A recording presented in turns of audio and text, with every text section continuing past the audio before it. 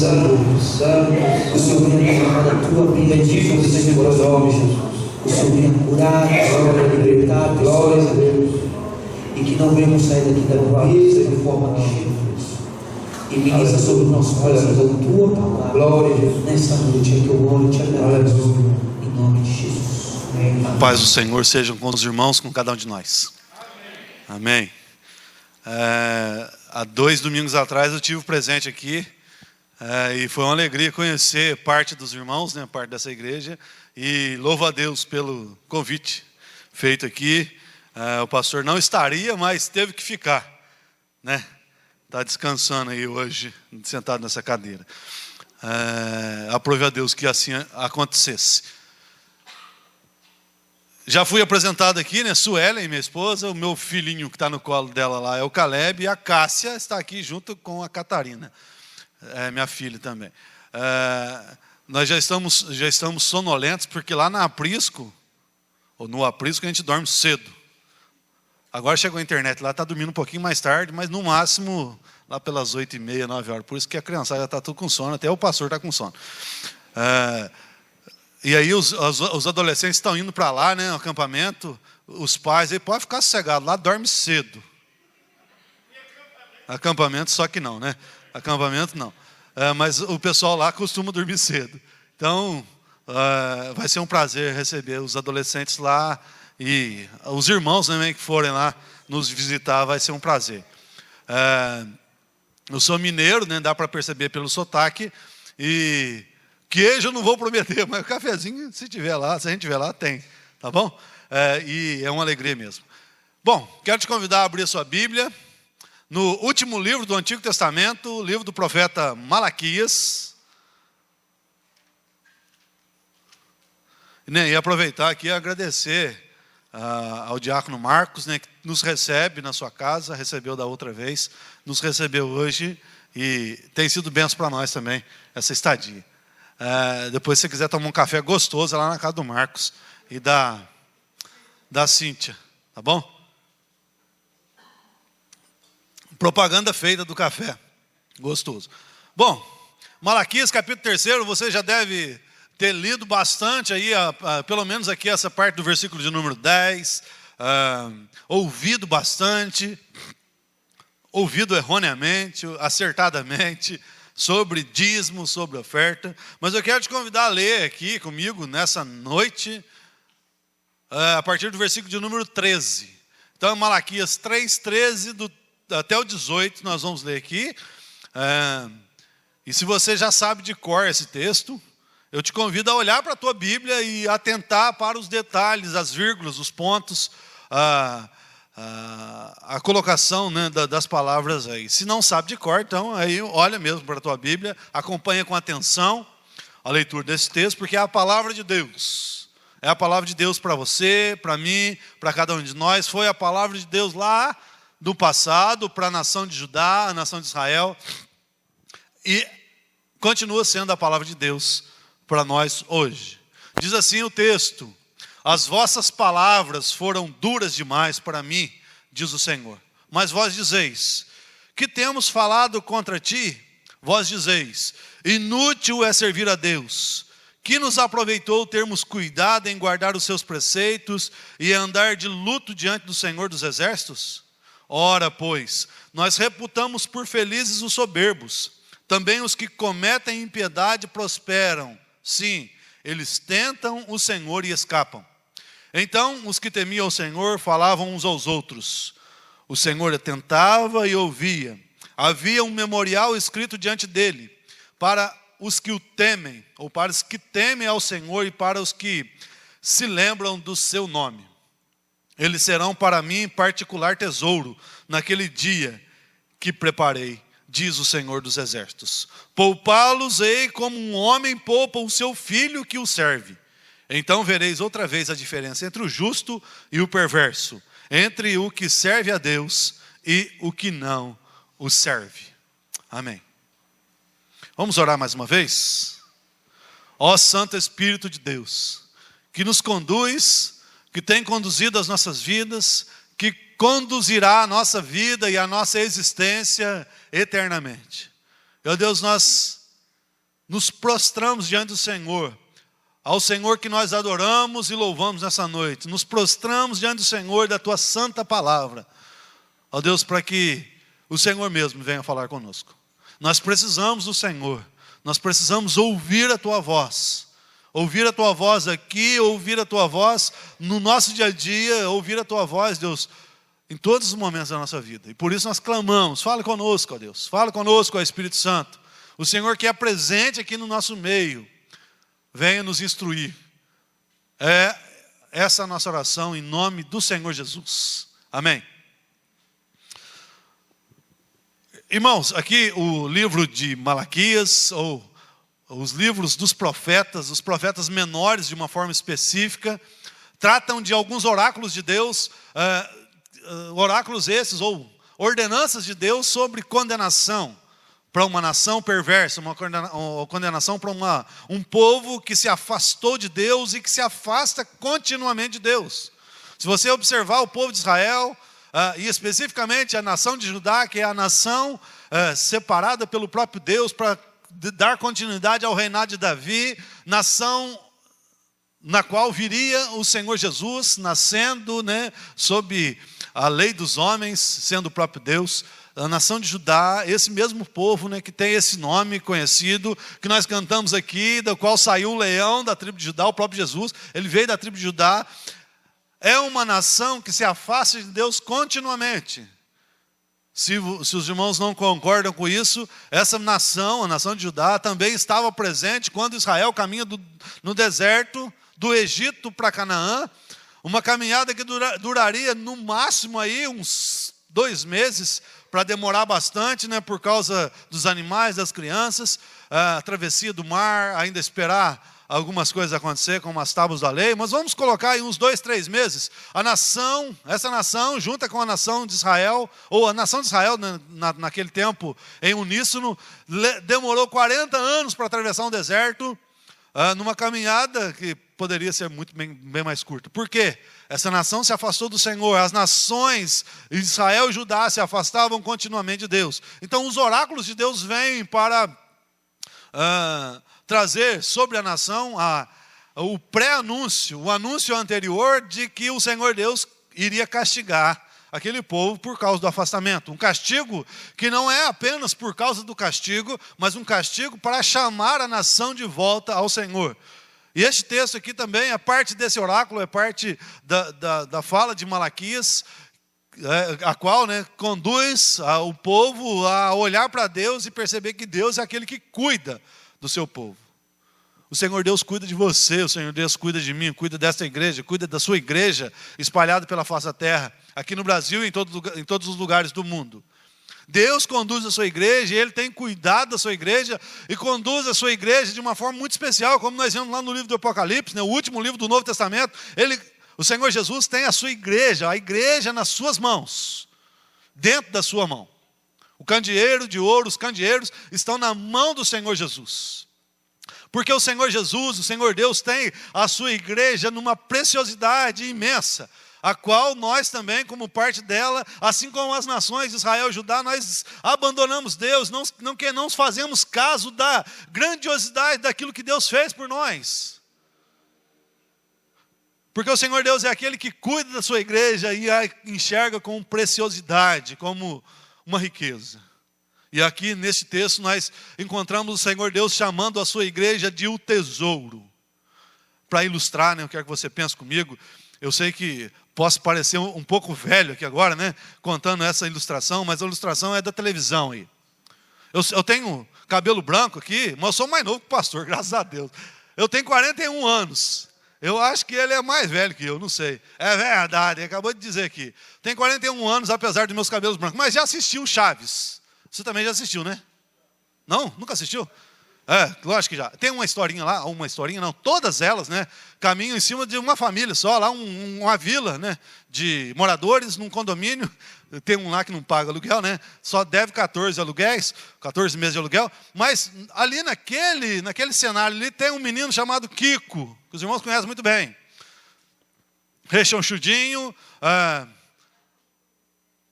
malandro, trambiqueiro e que sempre se sai bem. ele, por exemplo, ele rouba o lanche do Chaves e se atrapalha com São Madruga e pisa lá nos brinquedos da Chiquinha, e depois, né, de muito extravagância ali, vem a sua mãe, e aí ele vira um santinho, e parece com os crentes, né? Vira um santinho, fica todo certinho, por conta disso tudo, né? Para a solução daqueles problemas, São Madruga leva um tapa no rosto, joga o seu chapéu no chão, que apanha também, é pisado ali o seu chapéu, e as crianças ali, como as crianças são velhas já, mas o Chaves sai emburrado para um lado, Chiquinha chorando para o outro, e ele vai para dentro de casa sob aquele som maravilhoso: vamos, tesouro, não se junte com essa gentalha. Os irmãos riem, mas é terrível aquele menino, terrível. Como eu citei ali, igualzinho os crentes. Se não, igual também esse povo que lá de Judá, das nações, né, cujo nome leva o nome do Senhor. Um povo que desobedece, faz de tudo errado, se porta depois como um santinho, e o próprio Deus, que é maravilhoso, ele não é mãe, mas ele é o nosso pai. Ele nos chama, ele chama esse povo então de tesouro. Você pode pensar assim: pastor, onde você arrumou isso? Está aqui no versículo de número 17. Eles serão para mim particular tesouro naquele dia que prepararei. O Senhor Deus nos ama e nos trata como seu tesouro. Preciosidade nas mãos de Deus é o seu povo. Povo escolhido, povo amado, povo eleito. Povo que carrega o nome do Senhor na igreja, no meio das nações. E em meio a tantas adversidades e tanta pecaminosidade, o Senhor nos carrega e nos mantém como tesouro da sua vida, tesouro nas suas mãos. Você é precioso, né? Tem até um cântico aí, que é mal interpretado, mas é até verdadeiro. Você é precioso. Só não sei se é mais raro que o ouro de Ofir, mas é precioso. Somos preciosos. Nas mãos de Deus e diante de Deus somos preciosos. Ele separa-nos para ser o tesouro dele. Riqueza nas suas mãos. Por que você é importante? Não. Essa historinha que eu contei aí do Kiko é a sua história, é a minha história.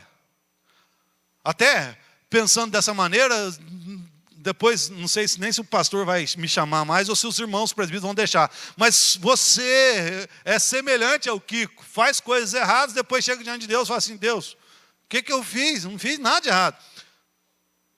Ou, pelo menos na hora da confissão, né? Fala: meu Deus, será que está tão errado assim? Mas me perdoa, tá? Né?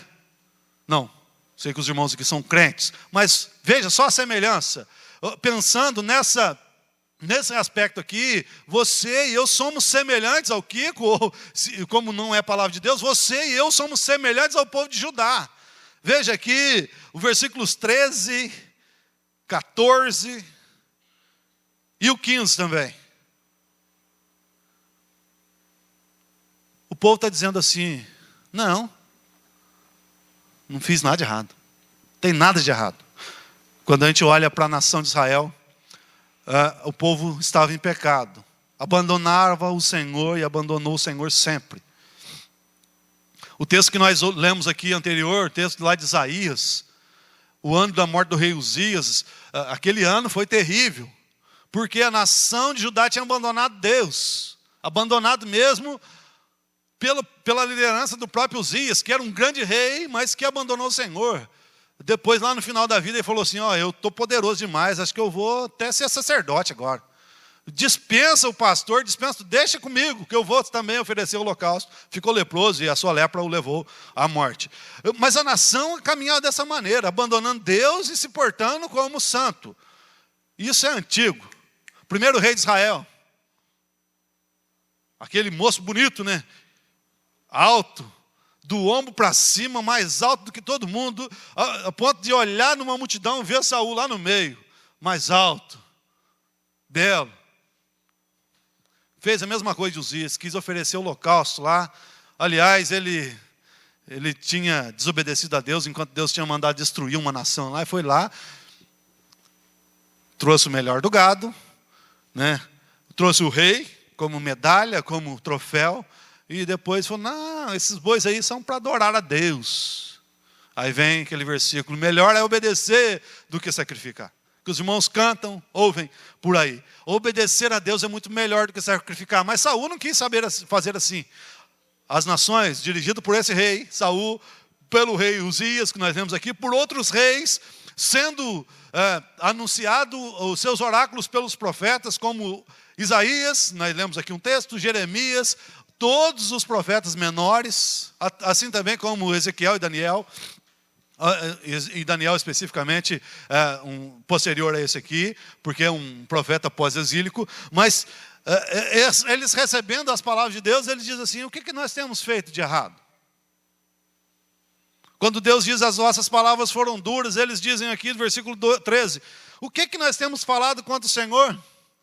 Você poderia, né, ouvindo essa palavra nessa noite, o que eu tenho falado contra Deus? Eu sou tão bonzinho aqui na igreja. Porque na igreja é lugar de santidade, na igreja é lugar de reverência, é para ser assim mesmo, mas não é só na igreja, não. Em todos os lugares, em todos os momentos da nossa vida. Só que, assim como a nação de Israel, você, eu, nós, temos uma postura dentro da igreja, e enquanto fora da igreja, não, mas aqui o pastor não está vendo, então aqui está tudo tranquilo. O pastor também, né? Aqui não tem ninguém me vendo, então aqui agora deixa comigo. E assim, depois chega diante, não, está tudo certo, o senhor não está me vendo aqui na igreja? Deus não enxerga a gente só aqui na igreja, graças a Deus por isso, mas Ele nos enxerga em todos os momentos da nossa vida. Ainda que o Senhor Jesus nos ensina, e nos ensinando a orar, Ele diz que a oração boa mesmo, a oração verdadeira mesmo, é aquela que a gente fecha a porta do quarto e ora a Deus, em secreto. Sabe aquele lugar secreto que nós cantamos aqui? É lá que o Senhor Deus ouve a nossa oração. Uma oração que não tem palavras, ou não precisa ter palavras bonitas, pode até ter, mas não precisa. É aquela oração que a gente chega e conversa com Deus como se nós estivéssemos conversando com o nosso filho, com o nosso pai, com o nosso irmão, com o nosso amigo, ou com, não sei como é que os irmãos chamam aqui, mas os manos lá da rua, sabe? Daquela oração que Deus diz assim, essa oração é verdadeira. Tão grandioso assim, que conhece o nosso secreto, o secreto do nosso coração, nós deveríamos, quando ouvir a palavra de Deus, vossas palavras foram duras demais, baixar nossa cerviz, a nossa cabeça e dizer, é verdade, Senhor, sou pecador mesmo, miserável, pobre, cego e nu, como diz lá no Apocalipse. Porque é assim que nós somos. Mas esta nação, a nação de Judá, diz assim, o que é que nós temos falado? Não tem falado nada de errado, não. E aí, se a gente olhar o contexto, né? Os sacerdotes, os levitas, os reis, os próprios líderes, né? Todos os líderes da nação, não quer saber de Deus, e ainda vem dizer aqui, inútil é servir o Senhor, inútil é andar de luto diante de Deus. É inútil. Que sacrilégio. Mas é a palavra de Deus, nos mostrando que nós somos assim, e nós deveríamos observar a palavra de Deus. Falando sobre essa questão aqui, eu quero falar para você de algo muito importante, que é o Evangelho. O Evangelho de Deus é este: você é pecador, eu sou pecador, nós somos pecadores, apesar de estarmos aqui numa igreja bonitamente assentado, bem organizadinho, nós somos pecadores, nós somos sujos. Somos, porque nós nos portamos assim muitas vezes diante de Deus. Não, Deus, quem sou eu? Sou tão bonitinho. O fato de dizer isso, diz lá no Novo Testamento, aquele que diz que não tem pecado é mentiroso. E mentira é pecado, então é pecador. Esse povo que diz, não temos feito nada, então estão dizendo que não são pecadores, por conta disso são mentirosos, e todo mentiroso é pecador. Mas eu quero que você se veja nessa condição aqui. Se ficou difícil se ver como Kiko, se veja nessa condição aqui, que aqui assim é a palavra de Deus. A palavra de Deus diz aqui que o povo se portou dessa maneira, e eles dizem o que nós temos falado, e está sendo inútil mesmo, porque o Senhor tem abençoado os outros, e não abençoado a mim. O Senhor tem abençoado os ímpios não têm abençoado a minha vida. Eu não sei, está faltando muito na minha vida. E se você não disse isso, glória a Deus, mas quantas vezes você e eu, nós pensamos dessa maneira? O Senhor Deus tem feito pelos outros e não por mim. Que Deus tenha misericórdia de nós, nos perdoe mais uma vez. Mas é assim que nós nos portamos, é assim que nós somos. Somos pecadores. E dando continuidade na questão do Evangelho, né? Exatamente por causa dessa condição de pecadores que nós temos, é que o Senhor Deus enviou o seu Filho Jesus para morrer no seu lugar, no meu lugar, no nosso lugar, no lugar daqueles que Ele mesmo escolheu para salvar. Então, isso é o Evangelho. Não pense que o Evangelho é apenas, Jesus veio, né? Historinha bonitinha, não. O Senhor Jesus veio por causa de mim, por causa de você, por causa de cada um de nós, por causa dessa nação de Judá aqui, de Israel, que se afastou de Deus, por causa do pecado que começou lá no Éden, no primeiro casal. Quando desobedece a Deus, comem do fruto proibido ali no jardim do Éden. É por causa disso que o Evangelho existe. E o Evangelho tem essas duas notícias. Somos todos pecadores, mas o Senhor Deus enviou o seu Filho, Jesus Cristo. Bom, essa é a suma, né, o resumo dessa fala aqui, ou do começo aqui deste texto, mas olhando para o versículo 17, eu quero que você, talvez estiver anotando aí, anota um tema aí. O tema é o seguinte: o Senhor Deus faz dos justos o seu tesouro. É dos justos. O Senhor Deus não veio para fazer o seu tesouro de todas as nações, de todas as pessoas, não. É em todas as nações, mas não é para todas as pessoas. Ele veio para salvar a muitos, diz o Novo Testamento ali nos Evangelhos. O Senhor Jesus veio para salvar muitos, mas não todos. Deus amou o mundo e todo aquele que nele crê tem a vida eterna. Então, esses são justos. Tem algum justo aqui? Levanta a mão. Tem um aqui, mais um aqui. Tem mais aí? Tem duas mãos ali. Esses dias eu ouvi um videozinho, né, perguntando se tem algum preguiçoso aqui. Aí ninguém levantou a mão, né? Estava com preguiça de levantar a mão, por isso que está todo mundo preguiçoso. Mas não é esse o caso, né? Você que crê no Senhor Jesus Cristo é justo, entenda isso. O pastor levantou a mão, demorou um pouquinho, mas levantou a mão. O pastor é justo também, porque ele crê no Senhor Jesus. Nós cremos no Senhor Jesus, somos justos. Mas por quê? Porque eu sou bom e eu criei em Jesus, eu escolhi isso. Não. Ele mesmo nos justificou. O Senhor Deus nos justifica. E aos justos, então, Ele os tem, né? Ou nos tem como tesouro. Então, Deus faz do justo o seu tesouro. E aí, olhando para esse texto aqui, brevemente, pensando, você que já anotou o tema aí, Deus faz do justo o seu tesouro. Você coloca tesouro aí, você que escreveu com letra diferente aí, põe entre aspas, e escreve Kiko. É só para você lembrar da história, porque o Kiko é pecador, é exemplo de você. Mas a mãe dele o faz justo, certo? Ele é o tesouro da vida dela, ele é o tesouro mesmo, assim é você, assim sou eu. Você é pecador.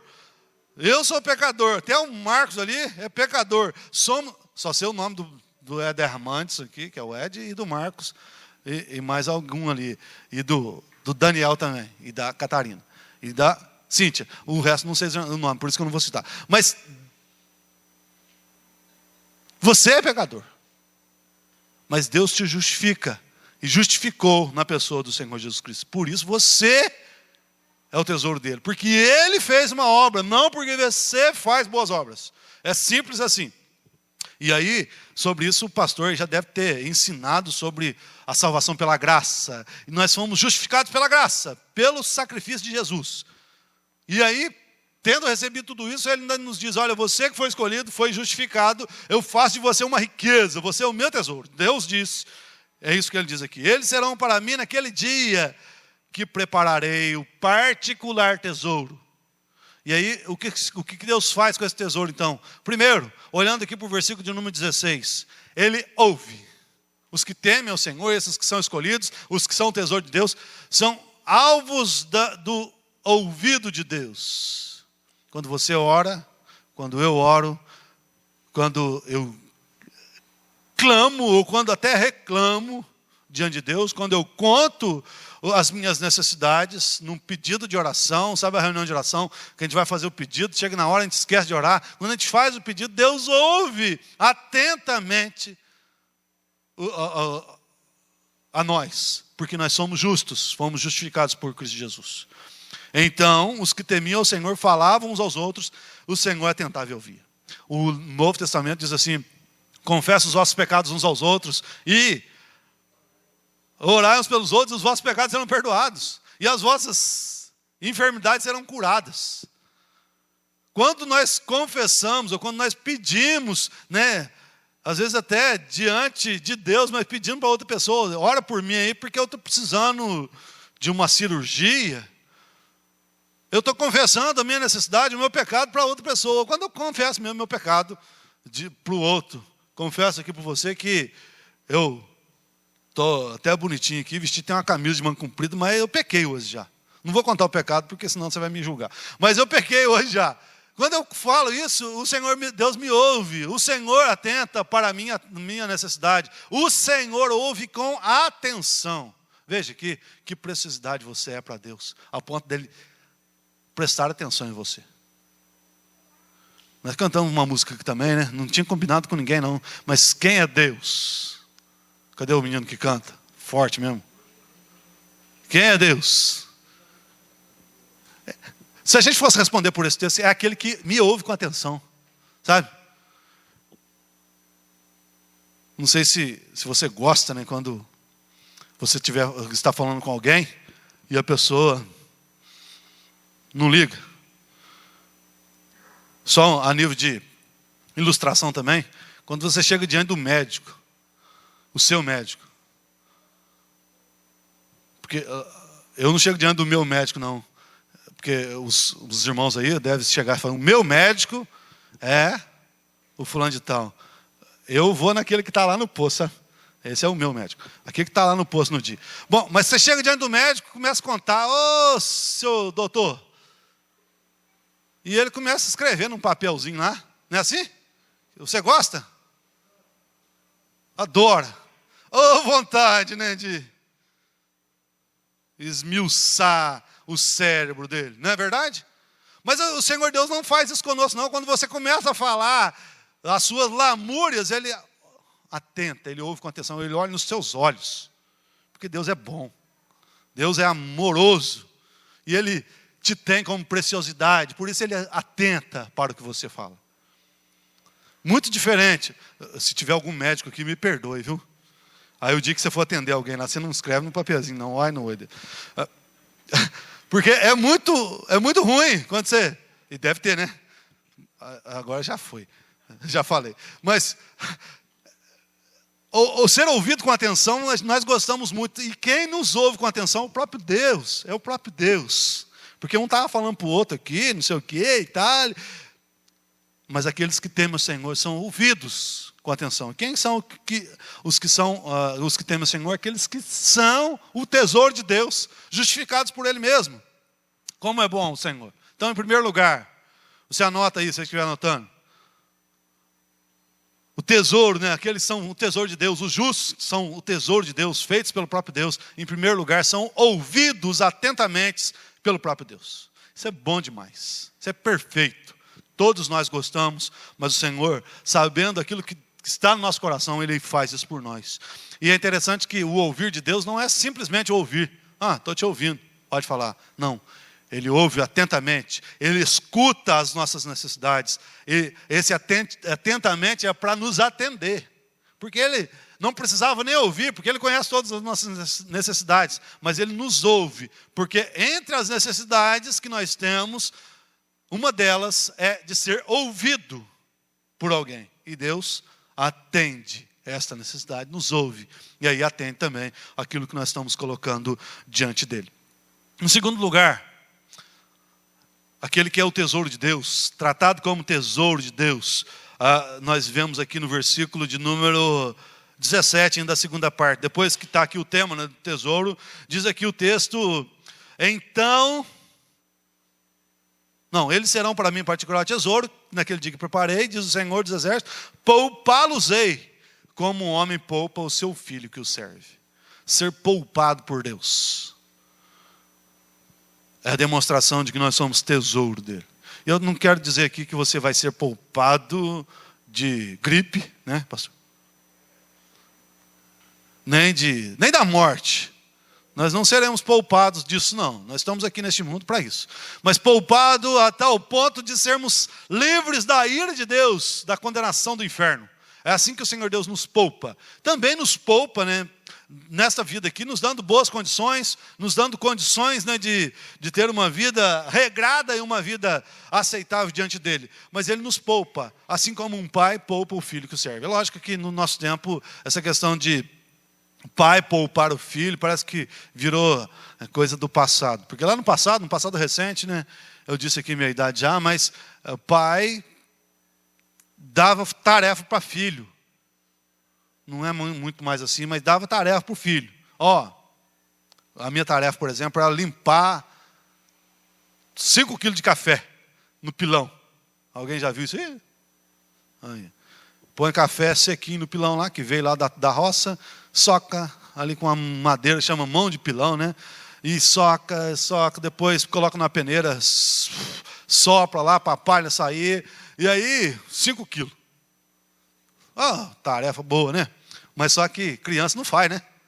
Faz. A hora que chegava a hora do pai chegar da roça, meu pai é da roça, né? Oh, meu Deus do céu, agora não dá mais tempo. Já mãozado de pilão, né? Para sair 5 quilos de café. Aí... Mas o filho que serve, né? O filho que serve. Então os irmãos já sabem que o couro aqui é grosso, né? Que levou muita arreada. Mas aquele filho que serve, que faz tudo certinho, o pai não vai bater. Mas o Senhor Deus poupa, então, aqueles que eles são o tesouro dele, como um pai poupa o filho. O pai poupa o filho que o serve. Porque Deus é amoroso. Ele poupa mesmo, ele diferencia. Esse filho aqui é bom. Separa ele da condenação, das mazelas dessa vida. E no final, né, da condenação eterna, porque Deus nos ama. Porque Ele fez de nós o seu tesouro. Ele fez dessa nação aqui, daqueles que temem, o seu tesouro. Ele poupa, separa, trata de forma diferente. Se não, vejamos. Em terceiro lugar, o segundo lugar aqui é rápido, né? É poupar, essa questão aí de tomar reada, isso aí dói demais no ego da gente, deixa o negócio para lá. Mas o Senhor Deus poupa de verdade. Mas em terceiro lugar, Ele faz diferença entre o justo e o perverso. O justo é diferenciado. Ele é tratado de forma diferente. Porque Deus o tem como tesouro. Só nisso aí já está o tratamento diferenciado. Quem é o tesouro de Deus? A igreja do Senhor Jesus. É o Senado Federal, é a Câmara dos Deputados, é os vereadores, prefeitos, é os governantes aí desse mundo, são os pecadores aí da rua, os drogados, os bêbados. Não. O tesouro de Deus são aqueles que servem a Deus, aqueles que amam a Deus, aqueles que foram lavados e remidos pelo sangue do Cordeiro, aqueles que se encontraram com Jesus, aqueles que têm uma vida diferenciada pela graça do próprio Deus mesmo, que pela nossa própria força seríamos semelhantes a qualquer um outro, envolvidos em todas as corrupções dessa vida. Mas o Senhor Deus nos transformou, então é a sua igreja que Ele tem como tesouro. Ele já trata diferente. A riqueza vai acontecendo gradativamente, porque o próprio Deus conduz as nossas finanças. Não querendo pregar sobre riqueza, mas o Senhor Deus permite riqueza, o enriquecimento. Mesmo estando vivendo no limite, a paz que o Senhor Deus dá é diferenciada. Há muitos que estão com a sua conta gorda, mas estão desesperados. Não tem paz, não tem motivação de viver, não tem nada nesse mundo. Mas aquele que teme o Senhor não precisa de muito. Ele só precisa respirar. E mesmo conseguir respirar, ele louva o Senhor, adora o Senhor, porque ele aguarda e ele espera aquele dia que diz aqui no texto. Eles serão para mim naquele dia que prepararei um tesouro especial. O Senhor Deus tem uma coroa para nos dar. Falando sobre coroa, eu lembrei sobre coroa esses dias. A coroa que aqueles atletas olímpicos recebem lá no pódio de primeiro lugar, como diz o apóstolo Paulo, é corruptível. Eu falei isso, às vezes eu pareço até ignorante, mas sabe do que é aquela coroa? Sabe? É de ouro. Não usa mais, mas sabe aquela coroa que o César Augusto usa lá naquelas figuras? Do que é aquilo? É de louro. Apesar do César Augusto parecer ser de ouro, né? É de louro. É um galinho de mato. Até bem durável, né? Quando colocado num vidro, né? Que os irmãos usam aí para colocar na feijoada. Aquela folha de louro lá, coloca na cabeça. O que vale aquilo? Você chega com um galho, você imagina, você fica 30 meses, não é 30 anos, não, 30 meses correndo atrás de um salto perfeito. Sai correndo daqui até lá na parede, dá um pulo lá na areia, lá cai 50 milímetros na frente do outro que correu, mesmo tanto que eu sei. Você fica 30 meses treinando isso, depois chega lá no final, põe uma coroa de louro, você chega na sua casa, né? Seu pai fala, mas se fosse meu pai, fala, por que serve esse troço aí, rapaz? Joga esse trem fora, põe no fogo ali, deixa para sua mãe pôr no feijão. Não serve para nada, é corruptível. Lógico que tem significados, né, emocionais, de honra, questões todas. Mas a coroa que o Senhor Deus tem preparado para nós naquele dia é gigante, é incorruptível, é eterna, é permanente, é verdadeira, é caríssima, porque é vida eterna. Pensando no Evangelho também, vida eterna é estar com Deus eternamente. Aquilo que o Senhor Jesus Cristo veio fazer, veio nos dar vida eterna. E se você estiver anotando, escreve vida com todas as letras maiúsculas, só para você lembrar depois que isso é vida eterna, que começa aqui. Nós já temos a vida eterna. Diz o evangelista João que aquele que crê em Jesus tem a vida eterna. E ele tem, para nunca mais perder. Esse é o tesouro que Deus tem para nós, essa coroa que Deus tem para nós. Ao ponto, né, de, naquele dia, nós sermos considerados pelo próprio Deus com diferenciação. Então vereis outra vez a diferença entre o justo e o perverso, entre o que serve a Deus e o que não serve. Diz aí no versículo 18. Servir a Deus, ainda que nesta vida aqui parece ser um pouco prejudicial. Puxa vida, eu sirvo a Deus aqui, não tenho oportunidades que tem o meu colega de serviço ali, porque ele recebeu uma propina, ficou rico. Eu não consigo fazer isso, então está sendo prejudicial para mim. Naquele dia, a separação que o Senhor Jesus fará, né, daqueles que são lavados e remidos pelo sangue do Cordeiro, vinde benditos de meu Pai, para o lugar que vos tenho preparado. Aqueles outros, aquele que não serve a Deus, aquele que não teme o Senhor, que não é o tesouro de Deus, apartai-vos de mim, malditos, para o fogo eterno.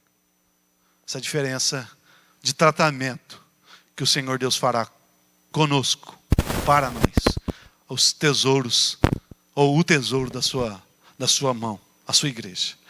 O Senhor nos diferenciará daqueles que não temem o Senhor, daqueles que não amam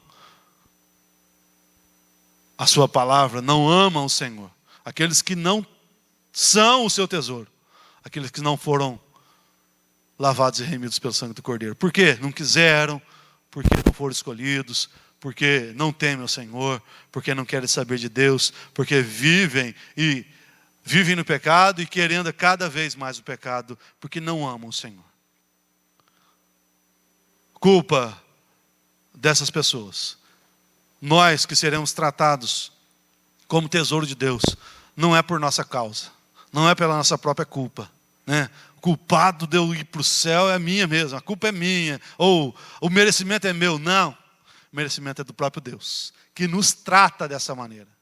Veja, meu irmão, só para encerrar aqui, você, eu, a igreja do Senhor Jesus, aquele povo lá do passado, né, nação de Judá, nação de Israel, que temia o Senhor, e você que teme o Senhor, você é o tesouro de Deus, porque você é justo, justificado pelo próprio Deus. Então, Deus faz do justo o seu tesouro. E, só para você lembrar, Ele te ouve atentamente. Ele te poupa, porque você tem servido a Ele. E Ele também vai fazer a diferença. Ele já tem feito a diferença, Ele continuará fazendo a diferença. Ele vai fazer a diferença naquele dia, daqueles que não temem. Porque Ele te ama, porque Ele te escolheu, porque Ele te amou, porque Ele te justificou. Ou, Ele nos justificou na pessoa do Senhor Jesus Cristo.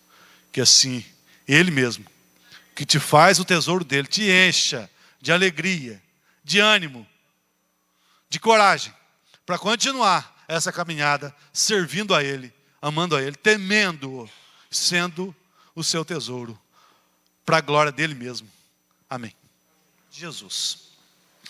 Nós não somos nada, nós não somos ninguém, nem merecedores do teu amor, mas nós te agradecemos, ó Deus, porque o Senhor nos amou a tal ponto de nos dar o teu Filho Jesus para nos justificar, e tendo nos justificado, o Senhor nos tem como preciosidade para o Senhor. Obrigado, Deus, por isso. Quem somos nós, Deus, para receber tão grande bênção e tão grandes benefícios, ó Deus? Nós te agradecemos, ó Deus, e pedimos então que o Senhor mesmo, que é o autor das Escrituras, aplique essa palavra em cada coração, cada um de nós, nos dando, ó Deus, a cada dia essa convicção do teu amor, da tua benevolência para conosco, ó Deus, da grandiosidade da tua graça manifesta nas nossas vidas. Nós te agradecemos e pedimos isso ao Senhor.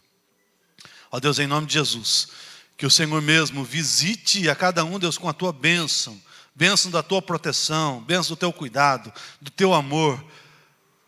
Ó Deus, do teu Espírito Santo invadindo os corações aqui, cada um dos nossos corações, nos trazendo a convicção de que nós somos o teu tesouro, porque o Senhor mesmo nos justificou.